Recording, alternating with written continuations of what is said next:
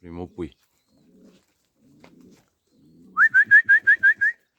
Care e 42. Exact. Antrenament Marea Vlăsiei. Primul antrenament. Primul pui. Revin cu următorul. Încă un pui. Diferență măricică de mai bine de 4-5 minute. Diferență foarte mare.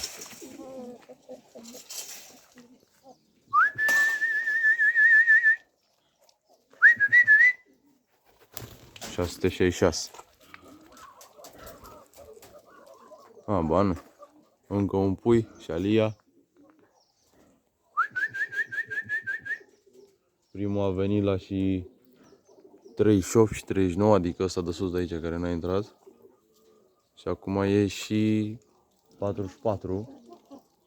Și a venit vânătul ăsta și Alia și mai sunt încă 7. E bine că să mai mișcă pe lângă casă, că poate nu sunt așa de obosiți.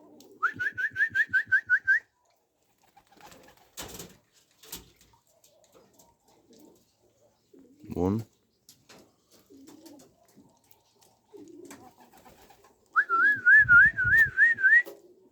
Hai copii, tată, haide.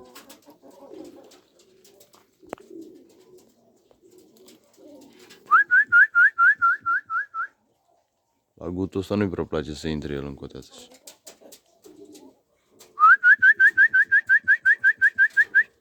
Îmi pus niște mâncărică pe trapă să-i învăț cu intratul mai repede. Că au mâncarea în față, o văd să intre cât mai rapid.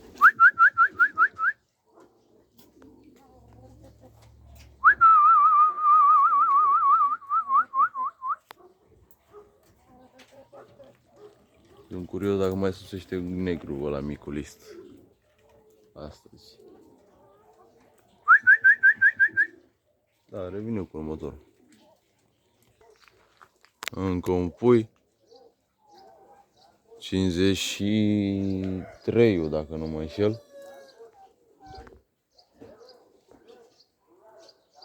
E bine, se poate.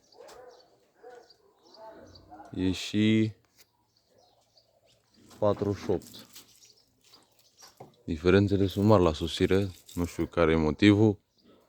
Bine, îmi dau seama, numere mic de pui și plus că sunt mai mulți porumbei pe alte zone.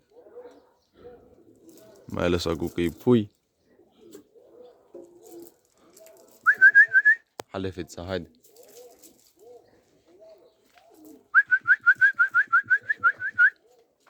Haide, fetița, haide.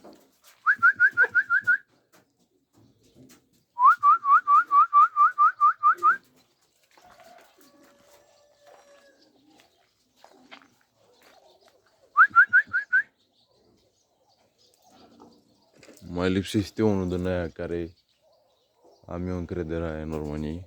Am 5 pui din ăștia 10 care sunt încrederea. Mai e un vânăt. Dar vedem ce se întâmplă. Ce mai vine azi, ce nu mai vine. Că e cel mai posibil ca din 10 să nu vină toți. Adică la lucrul ăsta mă aștept.